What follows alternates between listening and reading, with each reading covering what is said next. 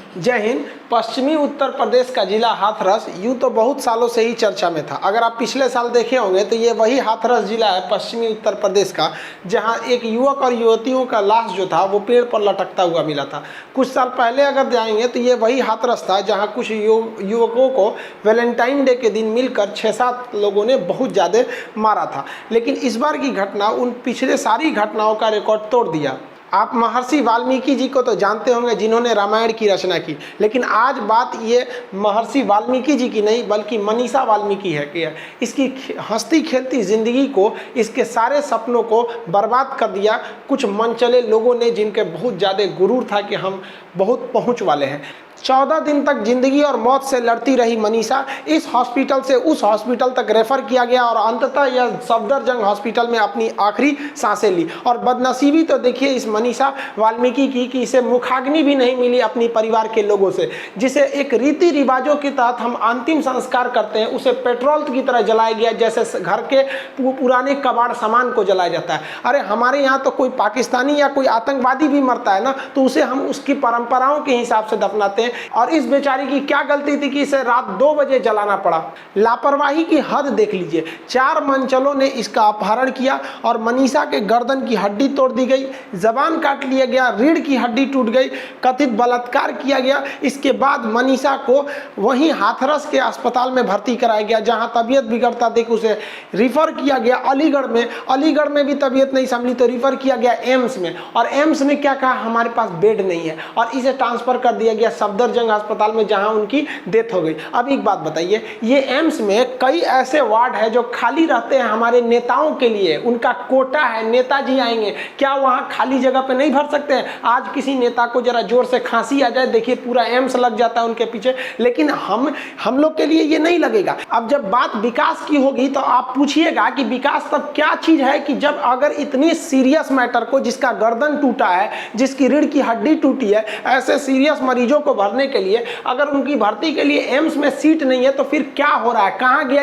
यहाँ पर जो हम मेडिकल कॉलेज बनाएंगे, ये सब तो बन चुका है। इसका मतलब ये सब ढकोसला था। हमें पुराने से लेकर नए को तुलना नहीं कराना चाहिए। लेकिन हम आपको याद दिलाते हैं, आज से 8 साल पहले याद कीजिए, तब दामिनी जो थी उसका जब उसके साथ दिल्ली में 2012 में बलात्कार हुआ था, तो उस मैटर पे उसे तुरंत वहाँ जब हालत नहीं संभली थी सफदरजंग हॉस्पिटल से, तो उसे तुरंत एयर एम्बुलेंस से सिंगापुर भेजा गया था। लेकिन इस लड़की को, चूंकि ये दलित थी ना, इसको कौन पूछता है, इसलिए उठा के इनको पहले इस हॉस्पिटल से फिर उस हॉस्पिटल, यहाँ से वहाँ दौड़ा रहे हैं। एक अच्छा सा, जब वहाँ हॉस्पिटल से नहीं संभला, हाथरस से, जब उनको नहीं दिख रहा है कि रीढ़ की हड्डी टूटी है, गर्दन टूटा हुआ है, मामला सीरियस है, तुरंत एम्स दिखाना चाहिए। और एम्स में नहीं है तो फिर हमारे स्वास्थ्य मंत्री को भी इन्फॉर्म कीजिए ना कि भाई सीरियस मैटर है, लीजिए। आज भी बहुत सारे सीट रिजर्व रखे होंगे नेताओं लोग के लिए, लेकिन इनके लिए नहीं थी और इसे जानबूझ के मरते छोड़ दिया गया। तो हम तो कहते हैं यहाँ 2 बार मर्डर हुआ, एक ही लड़की का, एक इन लोगों ने पूरा कर दिया, बाकी जो सिस्टम की लापरवाही थी उस वजह से इनका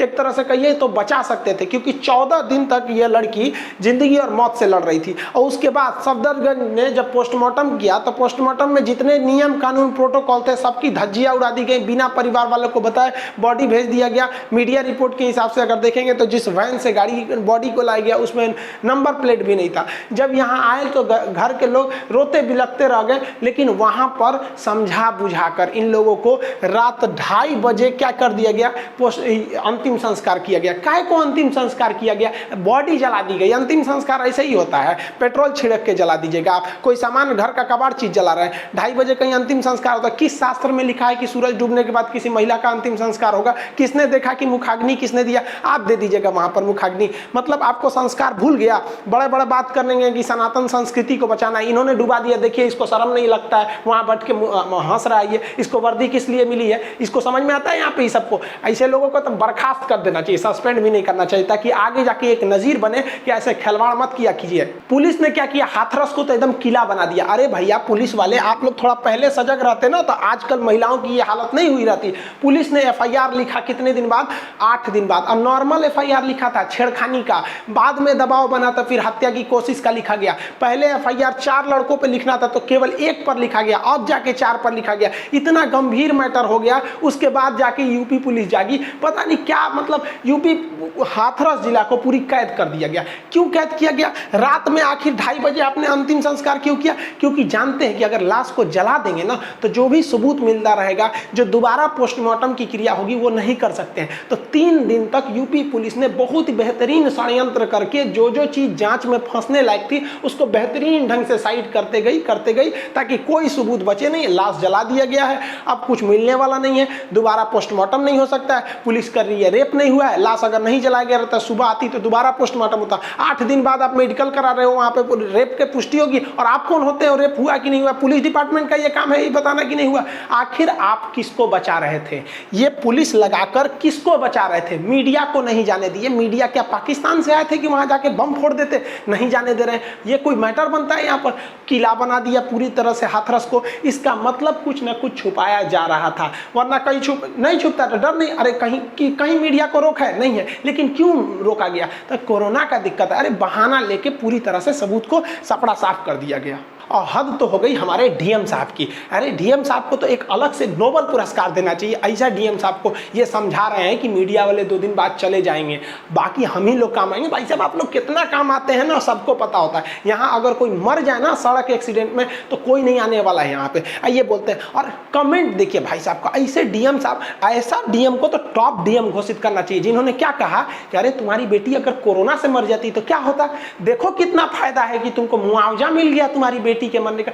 मतलब अगर किसी को मुआवजा देने की औकात है ना, 25 लाख रुपए है, तो वो बलात्कार कर सकता है। क्योंकि बलात्कार करने के बाद क्या कहेगा कि भाई आप पागल हो, हाँ अरे कोरोना से मर जाएगी कुछ नहीं मिला, बलात्कार करके मार दिए 25 लाख रुपया मिला। मतलब इस हिंदुस्तान में 25 लाख रुपए आपको मुआवजा देने की है ना, तो आराम से आप बलात्कार कर सकते। ये कोई आम आदमी नहीं कर रहा है भाई, डीएम साहब कर रहे हैं। डीएम साहब यहाँ पर, और इस डीएम साहब को अभी तक सस्पेंड नहीं किया गया है, एसपी को सस्पेंड कर दिया गया। इनको नहीं सस्पेंड करना चाहिए, इनको भी एकदम परफेक्ट सस्पेंड करना चाहिए। और एसपी लॉबी जो आईपीएस की जो लॉबी है वो भी कह रही है कि आपने पुलिस वाले को सस्पेंड कर दिया, इनको क्यों नहीं किया? और हकीकत में भी है, इनको भी करना चाहिए। इतना आप बेतु का बयान देंगे। और डिजिटल इंडिया, अब जब मोदी जी चिल्ला रहे हैं जब से डिजिटल इंडिया, इनको अभी तक होश नहीं आया कि हम जो बात बोल रहे हैं वो कोई ना कोई रिकॉर्ड कर लेगा, वो भी जियो का डाटा इतना सस्ता है। बहला दिया सब इनको, बता रहे समझा रहे हैं उनको कि मीडिया वाले चले जाएंगे, हम ही काम आएंगे तुम्हारे। अरे आज मीडिया नहीं रहती ना और विपक्ष इतना हंगामा नहीं किया रहता तो न्याय नहीं मिला रहता। उसमें राहुल गांधी पहुंच गए। अब राहुल गांधी पहुंचे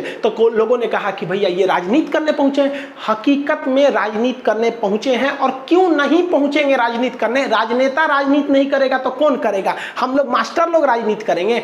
हमेशा राजनीति होती है। अगर ये मौत राजनीति है तो बताइए कि पिछले 2 महीने से सुशांत सिंह राजपूत पर क्या हो रहा है? वो राजनीति नहीं हो रही है। और अगर इस मुद्दे पर राजनीति नहीं होती तो मीडिया जगती नहीं और उस बच्ची को न्याय नहीं मिलता। अगर राजनीति नहीं होती और मीडिया नहीं जगती तो उसके खिलाफ सीबीआई जांच नहीं होता। और ये राजनीति है तो आप बताइए, चलिए मानते हैं कि विपक्ष राजनीति कर रहा है, लेकिन आप किसी पार्टी के इतने बड़े नेता को बिना राज्य सरकार की अनुमति आप किसी को ढकेल देंगे? ये क्या दिखाने की कोशिश है कि देखो भारत का एक एक नागरिक, देखो ये तुम्हारे बॉडी में ना, एक दिमाग में एक सॉफ्ट डर पैदा किया जा रहा है कि हम राहुल गांधी को पीट सकते हैं, बड़का बड़का नेता को ढकेल सकते हैं, तो तुम्हारी औकात क्या होती है? और हकीकत में है कि ये पक्ष में है भाई भैया, विपक्ष में कोई भी हो, हमारे और आपसे बहुत ज़्यादा पावरफुल आदमी है।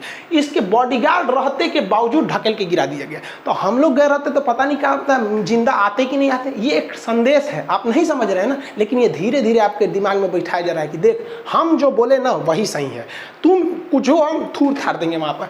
लेकिन अगर विपक्ष ये अगर राजनीति है तो बताइए, सुषमा स्वराज, उमा भारती जी, ये तो आप ही की पार्टी की है। अभी इनको कोरोना हुआ है, ऋषिकेश एम्स में एडमिट है, ऋषिकेश में वहाँ एडमिट है कोरोना। इन्होंने खुद ट्वीट करके किया कि अगर मैं स्वस्थ होती, मुझे कोरोना नहीं होता तो मैं भी सड़क पर आई रहती। दीदी जी आप उस बच्ची को बचाने के लिए सड़क पर आई रहती ना, तो देखिए ये क्या हाल हुआ है, देख रही हैं, लात जूता मार के आपको भी फेंक दिया रहता सब कहीं पे, कोई ठीक नहीं है यहाँ पर। तो ये तो बीजेपी की है ना, इसका मतलब ये भी राजनीति कर रही है, ये भी अपनी राजनीति चमका रही है। मतलब कुछ भी है भाई, वहाँ कौन जाएगा? आम आदमी तो नहीं ना जाएगा। और मीडिया वालों को देखिए, मीडिया वाले अपना नमक का कर्ज भूल गए। सब बताइए, सरकार इनको पैसा देती है कि तुम सरकार की तरफदारी करो, लो, सरकार से सवाल मत पूछो। इन लोगों ने पैसा ही भूल गया यहाँ पर, हद है। लेकिन हाँ, कुछ हद तक नमक का कर्ज निभाया इन लोगों ने।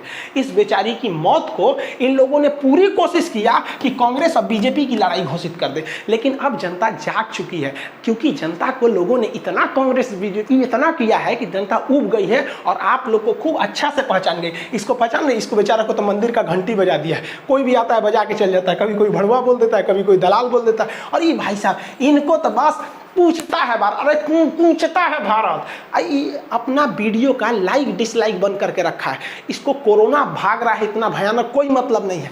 लेकिन ये रिया चक्रवर्ती के पीछे पड़ा है, कंगना रनौत। आप बताइए, इस बेटी की सुरक्षा के लिए कोई अभी तक कोई ठोस इंतजाम नहीं किए गए। लेकिन अगर आप नज़र डालिएगा ना, तो ये बहन जी का छज्जा तोड़ दिया था तो उसके लिए सुरक्षा मिल गया था। और इनको तो बस मीडिया में रहना है। भाई, इनके साथ गलत हुआ तो किस हीरो के साथ नहीं हुआ? कपिल शर्मा इतने अच्छे कॉमेडी करते, उनका नहीं ऑफिस तोड़ा गया था, शाहरुख खान का नहीं तोड़ा गया था। लेकिन ये स्पेशल है ना। अगर ये बहन जी बस इतना बोल देना कि मेरे सपने में डायनासोर आया था और वो डायनासोर उद्धव ठाकरे ने भेजा था। उद्धव ठाकरे, तुमने मेरे सपने में डायनासोर भेजा था, वो डायनासोर मेरा बाल खींच रहा था। अरे बहन जी का बाल खींचा, तुरंत केंद्र सरकार इसको सिक्योरिटी दे देगी। देखिए, ये है हमारी कंगना रनौत। सिक्योरिटी गिनिए, 1 2 3 4 5 6 7 8 9 10 11 12 13, अभी कितना, 20 कमांडो लेके घूम रही हैं। काम क्या है? तो बॉलीवुड में एक्ट्रेस है, फिल्मी दुनिया में यहाँ पर। अरे इतनी सुरक्षा और इतना सम्मान हमारे देश के साइंटिस्ट को दिए गए रहते ना, हमारे देश के जो बहादुर जो साइंटिस्ट हैं, तो हमारा देश नासा से आगे हमारा इसरो निकल गया था। नहीं, लेकिन यहाँ तो राजनीति होगी ना इनका। इन्हीं का एगो घर टूटा है और कौन ची घुसिया के देखती है, हमारा कौन ची करेगी? एगो वीडियो बना के डाल देगी, खान सर बहुते कूद रहे हैं यहाँ पे, हमारा कौन ची होना? हम फिल्म उलिम ना देखते, चाहे तोड़ा होता केहू का फिल्म हो, डायनासोर हमारा बाल नोच रहा है। मतलब यही है भाई इस देश की, इन्हीं को बचाना ज़्यादा जरूरी है, इनकी सुरक्षा है। बल्कि इनको खतरा क्या था? कुछ नहीं, कोई खतरा नहीं था। हाँ, ये बात मानते हैं कि बीएमसी ने इनका जो बिल्डिंग तोड़ा था वो गलत किया था, हम इस बात को मानते हैं। लेकिन उतना बड़ा बात नहीं था जितना 20 कमांडो दे देंगे आप इनको। फिल्म इंडस्ट्री में कुछ लोग हैं ना जिनको केवल मीडिया में रहना है। आप देखिए, इन लोग को कुछ भी करेंगे, ये लोग कुछ भी करेंगे, लेकिन ये मीडिया में रहेंगे। कभी इनकी बहन का ट्विटर हैंडल डिलीट हो जाता है तो आके गरिया देती, बस हमको मीडिया में रहना है। इन लोग को यहाँ पर इसका तो पूछिए बात, भाई साहब ये सब मीडिया में बस इनको दे दो, इनको बस अपना पब्लिसिटी चाहिए। लेकिन ऐसा नहीं है कि इस बार मीडिया वैसे रह गया। इस बार मीडिया अपना नमक का कर्ज भूल गया कि हमको पैसा खिलाया गया, सब कुछ भूल गया। और मीडिया ने तो जो धज्जी उड़ा दिया यहाँ पर वहाँ पर। कई मीडिया वाले, आज तक की जो चित्रा त्रिपाठी थी, उन्होंने एसडीएम को तो लथेड़ दिया, बेचारा का तो कुछ मुंह बन गया, एकदम कुछ जवाबे नहीं दे रहा था। हाँ, बहुत सारी मीडिया वालों ने किया वहाँ पर। और इसमें हम ये प्रज्ञा मिश्रा जो है, इनको तो बहुत बार पुलिस वालों ने घसीटा भी था। प्रज्ञा मिश्रा भारत समाचार के लिए काम करती है, इनका अपना पर्सनल भी है, उल्टा चश्मा यूसी करके देखती है। हम व्यक्तिगत रूप से एक महिला की नज़र से हम सबसे ज़्यादा सम्मानित पत्रकार इनको समझते हैं। ये कहीं भी मुद्दे पर ग्राउंड रिपोर्टिंग कर देती है। और अगर आप इसको सोचिएगा कि अपने बात में उलझा दे, नहीं, ये दलाली वगैरह वाला काम नहीं करते। हम व्यक्तिगत, हम खुद कभी किसी, बहुत कम लोगों का चैनल को हमने सब्सक्राइब किया, लेकिन उल्टा चश्मा यूसी पूरा नाम है इनका, इनको खुद हम देखते हैं। एक महिला पत्रकार होकर एकदम डट कर सवाल पूछना, क्योंकि पत्रकार का काम क्या होता है? सरकार की तारीफ करना। बाबू, सरकार की तारीफ करने के लिए ना सूचना एवं प्रसारण मंत्रालय होता है। पत्रकारिता का काम है कि सरकार की कमियों को सरकार को बताना और जनता को बताना, ताकि आप सरकार से सवाल पूछ सके। लेकिन ये नहीं हो रहा है। लेकिन हाँ, कुछ ऐसे पत्रकार हैं, बहुत सारे हैं, ऐसा नहीं है। जो कि ये वाला मैटर में थोड़ा सा इनके साथ ज़्यादा बदसलूकी हो गई थी, चाहे आज तक की पत्रकार चित्रा त्रिपाठी के साथ भी हुआ था। तो ये सब चीज़ें तो मीडिया ने इस बार बहुत ही ज़बरदस्त रोष दिखाया था, जिस वजह से उसे न्याय मिलने के कगार पर है। क्योंकि अब ऐसा लगता है कि नहीं, हम सीबीआई के हाथ में पहुँच गया है। इस देश में ना कुछ चीज़ें बहुत सस्ती हैं, जिसमें 3 तो सबसे फेमस है। किसी लड़की की इज्जत हिंदुस्तान में बहुत सस्ती है। फौजी की शहादत, बस एक दिन तो न्यूज बनता है, उसके बाद कौन पूछता है? किसान का फसल, भाई जिस दिन ज़्यादा उगा देगा ना, उस दिन उसी को घाटा हो जाता है कि नहीं? लेकिन मोदी जी, आप टेंशन नहीं लीजिए, आपने तो किसानों के लिए नया विधेयक लाया है ना, आप एक नंबर विधेयक है। ये सब विपक्ष वाला है, सब एंटी नेशनल। अरे हमारे देश ही एक ऐसा देश है जहाँ किसान हेलीकॉप्टर से उतरता है। नहीं देखा क्या आप लोगों ने हेमा मालिनी को? हेलीकॉप्टर से उतर के गेहूँ काटा जाता है, हिंदुस्तान का एकमात्र है। और विपक्ष वाला एंटी नेशनल है, सब बोलता है ऐसे किसान को फसल का पैसा नहीं मिलता है। हेलीकॉप्टर कहाँ से आया? किसान वो झूठ बोल रहा है, इसे ऐसे वर्दी पहन लिया होगा, ये सब ऐसे फटा चिटा। हकीकत में तो ये स्थिति है किसानों की। यहाँ पर विपक्ष वाले तुम लोग हमेशा मोदी जी को घेरते रहते हो। देख रहे हो कितना डेवलप है हमारे देश का किसान। देश में महिलाओं के खिलाफ इतना अत्याचार बढ़ते जा रहा है जिसका कोई हद नहीं। हमको तो बड़ा खुशी होता था कि हमको सबसे ज़्यादा रक्षाबंधन में राखी बांधा जाता है। मेरी खुद की कोई बहन नहीं है, लेकिन कोचिंग में जितनी लड़कियां पढ़ने आती हैं सबसे ज़्यादा, हम तो इतना कह सकते हैं कि पूरे हिंदुस्तान में हमसे ज़्यादा राखी किसी को नहीं बांधा गया हो।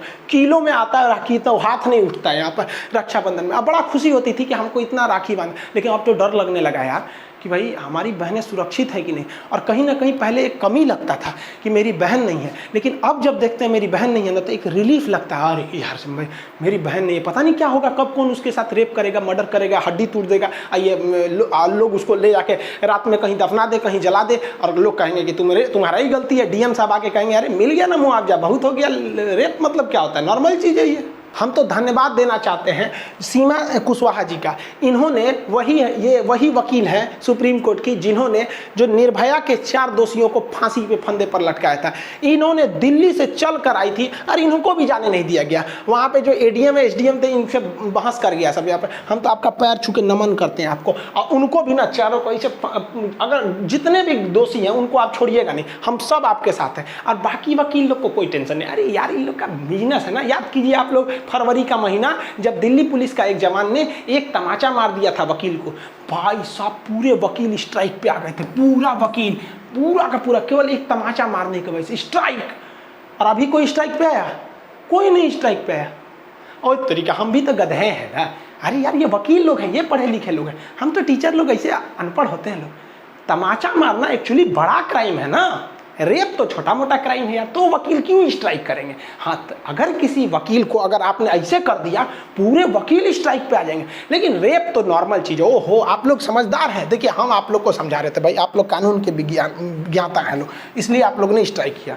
देखिए जब देश गुलाम था ना तो उस समय भी अंग्रेजों का अत्याचार बहुत हुआ था। लाला लाजपत राय के पीठ पर जब अंग्रेजों ने मारा था ना तो उन्होंने कहा था मेरे पीठ पर एक एक लाठी अंग्रेजों की ताबूत की आखिरी कील साबित होगी। और ये जो पुलिस अत्याचार कर रही है ना, जो पीड़िता के घर में घुस के उसके पिताजी के सीने पर लात से मारा जा रहा है, याद रखोगे भाई बर्दाश्त नहीं करेगा, क्योंकि डिजिटल इंडिया है। अब हर आदमी के हाथ में मोबाइल है, वो सब चीज़ देख रहा है।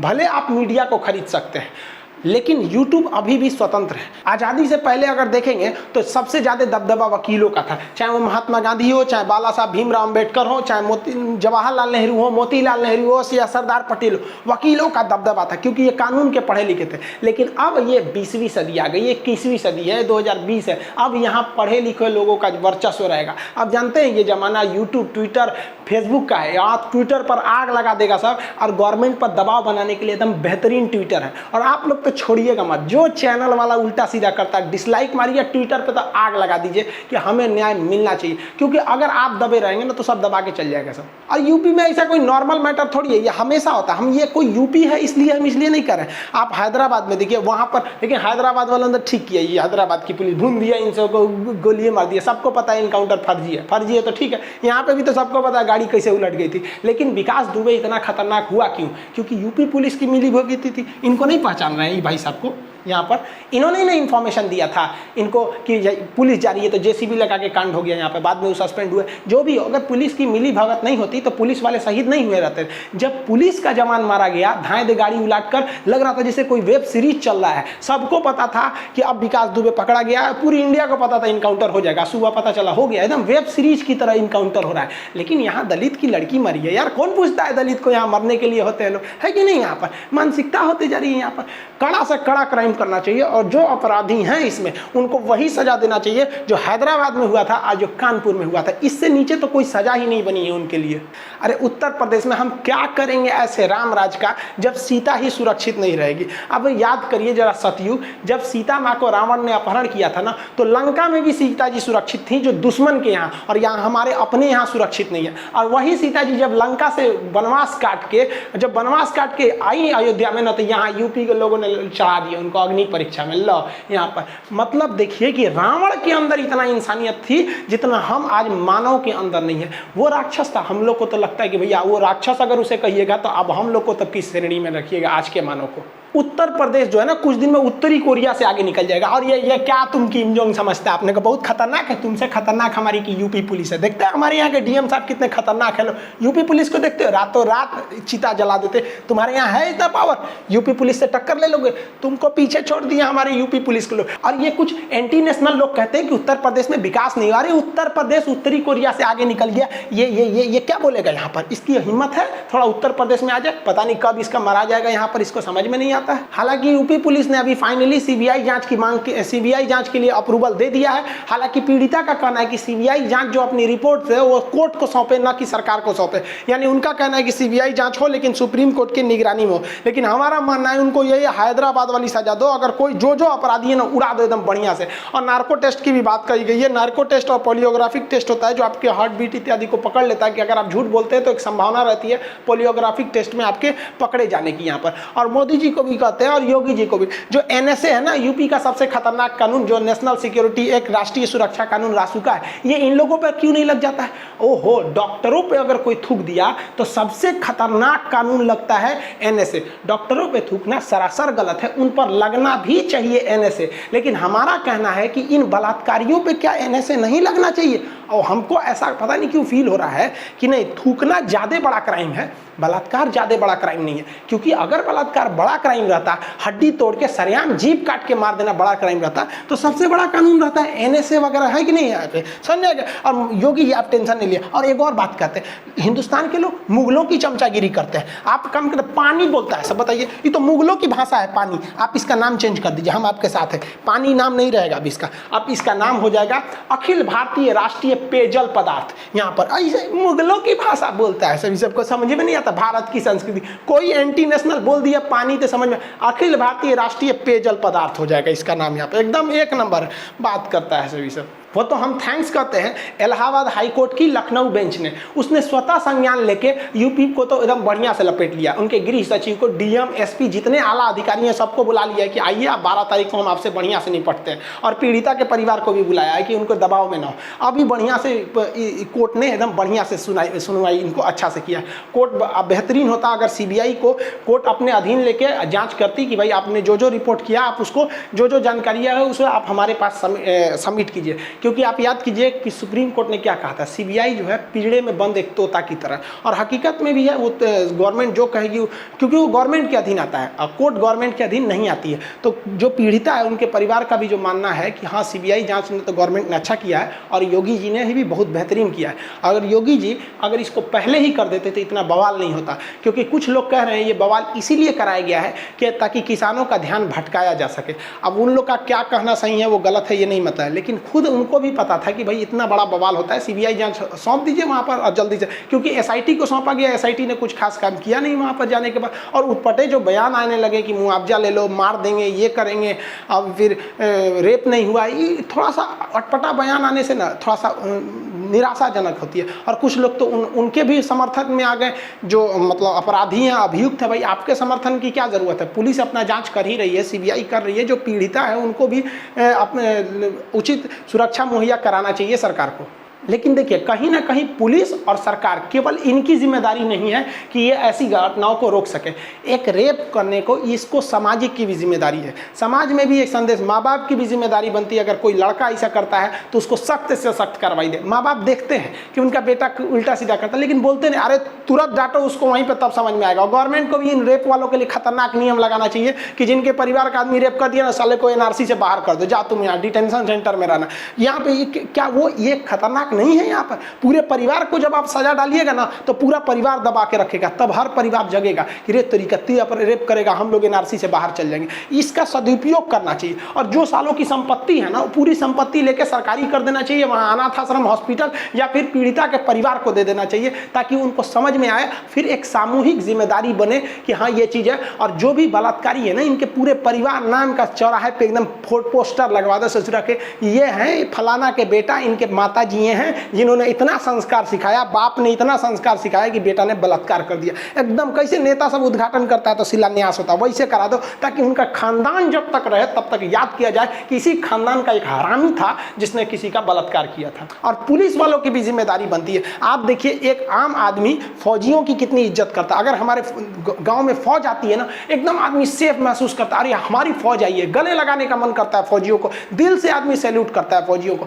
लेकिन अगर घर पे पुलिस आ जाती है, सब लोग अजीब बेइज्जती महसूस होने लगते हैं। अरे आपके ऑर्डर्स हैं, मानते हैं यहाँ पर, लेकिन इंसानियत भी तो रहती है यहाँ पर, क्योंकि जो आपका ऑर्डर दे रहा है वो भी तो आपका सीनियर ही है, वो भी तो पुलिस है। इसका मतलब कि आप न्याय और अन्याय में फर्क भूल जाएंगे। आपका अगर सीनियर कहने लगा कि किसी का रेप कर दो, तो मतलब आपका आदेश है तो आप रेप कर दीजिएगा? ऐसा थोड़ी होता है यहाँ पर। आपका सीनियर जो है, आप उनके पे भी दबाव बनाएंगे तो उसको भी समझ में आएगा। क्यों अंग्रेजों ने जब मजदूरों पे गोली चलाने के लिए कहा था तो अंग्रेज में जो भारतीय सैनिक थे नहीं चलाए थे। आप रूस की क्रांति सुनिए, जब रूस का जार ने जब गोली चलाने का आदेश दिया था तो रूस की सेना ने गोली चलाने से मना कर दिया था। तो उस वक्त भी यूपी पुलिस रहती तो चला दी रहते। हमारा सीनियर बोल रहा है ना साहब, चंगा सी जला दो, 2 बजे रात में हटाओ, क्या मतलब है? ऊपर से आदेश है, ऊपर से आदेश है। सोच रहे हम बाबूजी को जला देंगे, हमारा नौकरी का सवाल है। आई होप आप इस सब चीज़ों को समझ गए होंगे। इसमें राजनीति क्या हो रही है, इसमें राजनीति क्या है। देखिए अगर इसमें राजनीति नहीं होती ना तो आपको भी पता है कि इसमें न्याय नहीं मिलता। क्यों नहीं मिलता? क्योंकि एनसीआरबी का खुद का डाटा है कि हर दिन लगभग 87 रेप होते हैं। कौन से रेप पे सीबीआई जांच बैठती है? केवल इस पे बैठ गई क्योंकि इसके लिए आपका क्या हो गया था, विपक्ष आगे आ गया था, मीडिया आगे बढ़ गई थी, व्हाट्सएप फेसबुक हर जगह डिजिटल क्रांति आ गई थी। तो हम आप सबको कहते हैं आप हाथ पे हाथ रख के मत बैठिए, वरना एक दिन आपकी भी बहन के साथ ऐसा ही हो सकता है। आप भी किसी बहन के भाई हैं, किसी लड़की के पिता हैं। ये आपका भी सामूहिक कर्तव्य बनता है कि आप भी इस पर सचेत रहें। और जब कभी भी ऐसे बात आते हैं, कोई भी न्यूज़ चैनल आता है उसको करता है जो अगर आप ऐसे जनता के बातों को उठाता है तो आप उसके लिए हमेशा खड़े रहिए। क्योंकि आज इस लड़की को लगभग न्याय मिला, या फिर सुशांत सिंह राजपूत के मैटर को देखिए, अगर मीडिया या राजनीति नहीं होता तो सीबीआई जांच नहीं होती। इस लड़की के साथ भी अगर मीडिया और राजनीति नहीं हुई रहती तो जांच नहीं होती। तो आप अगर जागे रहेंगे ना तो इन राजनेताओं को झुकना ही पड़ेगा, वरना ये ऐसे ही मरता आपको छोड़ देंगे। आई होप आप इसको समझ गए होंगे। इधर कुछ दिन से मेरी तबीयत ठीक नहीं थी, इसलिए इस वीडियो को आने में लेट हो गया, गला थोड़ा बजा हुआ था, इस वजह से वीडियो लेट हो गया। आई होप आप इसको समझे होंगे। मिलेंगे नेक्स्ट क्लास में। जय हिंद।